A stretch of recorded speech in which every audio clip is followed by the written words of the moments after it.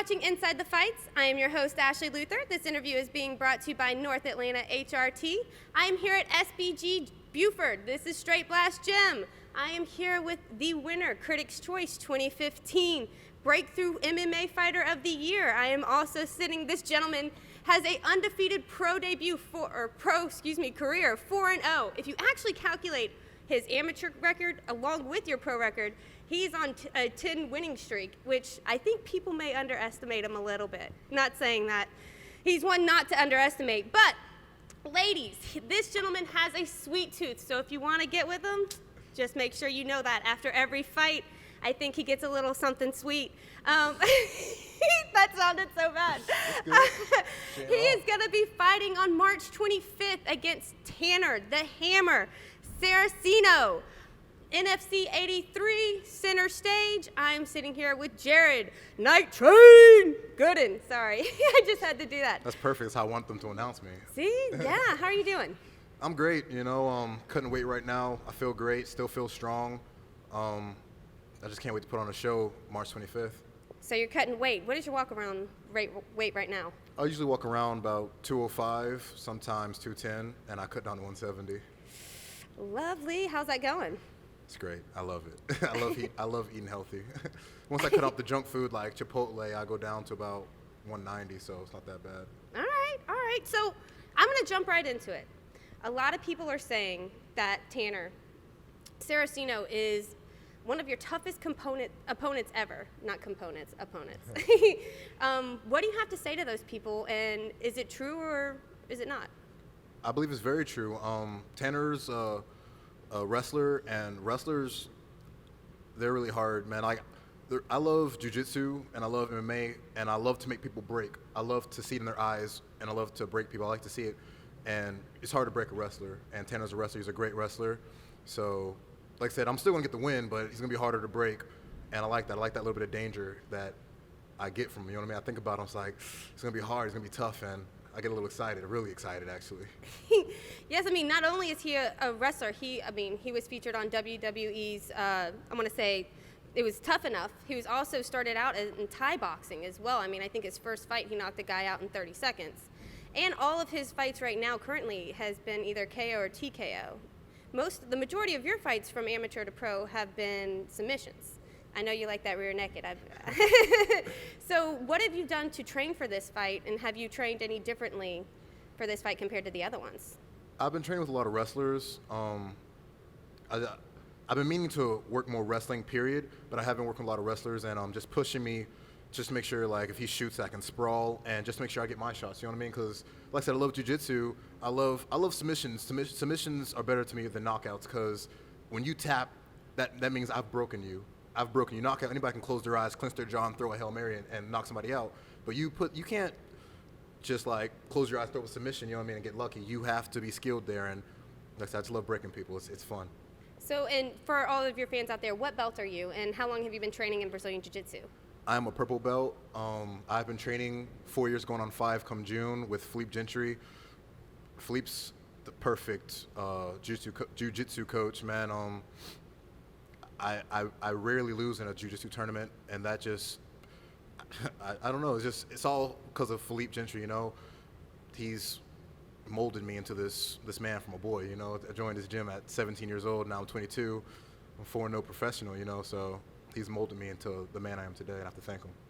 Awesome. That was actually one of my next questions, is what coach or coaches or teammates have really supported you in this journey of becoming a fighter, and, you know, how have they supported you, and how would you thank them? And any teammates along with Philippe?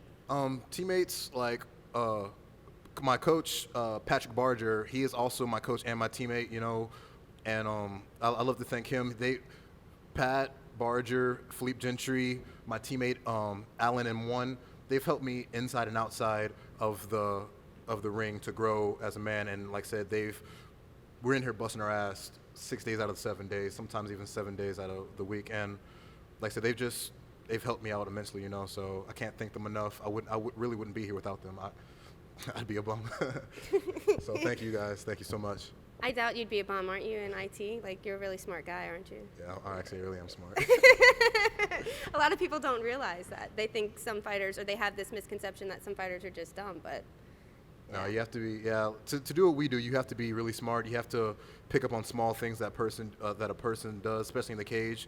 If I like, I'll hit somebody, I'll look them in the eyes, see where they're at, if their eyes are boggled and jumping around, or, just read somebody's body type and see if they're ready to fight you or not, see if you're in their head, see if they're thinking about you more than you're thinking about them.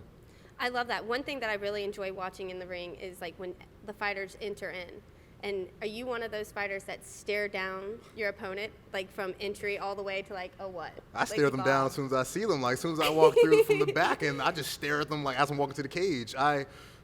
There's nothing else in my mind but to break this person. Like I hear my friends and everything, but it doesn't register. It's just him. It's just for right now. It's just Tanner. I'm gonna hear my music playing. I'm just gonna see Tanner. That's all I'm gonna see. And until my hand gets raised, that's all I'm worried about. He's all I'm zeroed in on. Awesome. Hey guys, we're going to take a quick commercial break. When we come back, I'm going to do some award association with Jared here. Stay tuned. Have your focus and concentration at work begun to slip? Are you running out of energy far too early each day? Are you experiencing muscle loss or gaining that stubborn belly fat? Or is your romantic desire just not there anymore? Stop assuming that feeling like this is just a part of getting older. These symptoms are signs you may have low testosterone. Our medically supervised low T therapy can help you get back to your old self again quickly and safely. Call us today. This could be the most important call you make all year. Hey guys, you're watching Inside the Fights. I'm your host, Ashley Luther. We are standing here with Jared Night Train Gooden. Sorry, every time. It's perfect. We are going to do some word association. So I'm going to just call out a word. I want you to say the first thing that comes to mind. I'm nervous. Don't be nervous. Don't be nervous.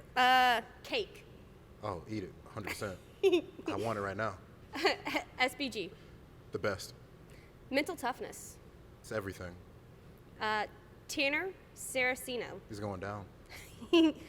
And last but not least, I was trying to think of a really hot chick that has tattoos. I heard you like some girls with tattoos. I don't date a girl unless she has a tattoo. You know what I mean? Like, she has to have at least 3.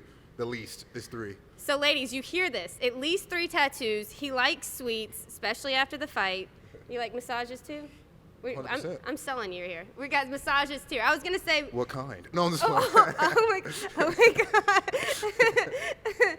Well. So yeah, that got me all jacked up. Oh goodness. So with your training, you are training at least BJJ how many nights a week? You said you're training 6 days a week. BJJ, how many nights would you say? At least 4 nights a week, if not 5 nights, or if not 6 nights a week. It's jiu-jitsu is everything. Like I said, they said it best when Nate Diaz sadly beat my boy Conor McGregor. Jiu-jitsu beats everything. So jiu-jitsu is king. So that's why I train it all the time. That's why I'm actually very well-rounded, but nobody sees it. All they see is my jiu-jitsu, and that's why people underestimate me. That's all I hear. I'll go to another gym and I'll cross-train. They'll be like, oh, Jared, I didn't know you had good hands or whatever. But it's because if my opponents can't stop my takedowns, why should I show my hands? I like that. You heard that here. So, and how many days do you do stand-up Muay Thai? At least the same, About the same? About Okay. the same, like 4. Well, I have to do it more, obviously, but about 4 or 5, sometimes 6. Like, I usually do them the same day. So I'll do jiu-jitsu, then I'll jump into Muay Thai, or I'll do Muay Thai, put on my gi, and jump into jiu-jitsu. Okay. Yeah, because I think you're kind of, like I said, from looking at your record with amateur and pro, at least 5 submissions. I want to say at least 4 KOs or TKOs, I want to say, and then at least 2, I think it went to decisions. I could be off. That'll never happen again. I don't believe in that. Well, hey, you lost your first fight, and then you made that decision that you'll never lose again, and look at you now. You see what I'm saying? That's why he's Critics' Choice. All right, thank you so much, Jared, for sitting with me today, coming out here. I know it's been a hot day. We were a little rushed there at the end. But, guys, this interview has also been brought to you by North Atlanta HRT. We are watching Inside the Fights. I'm your host, Ashley Luther. And watch out, March 25th, Friday, NFC 83. Don't miss this man at center stage. Hope to see you there. And thanks. Let's high-five it out. Woo!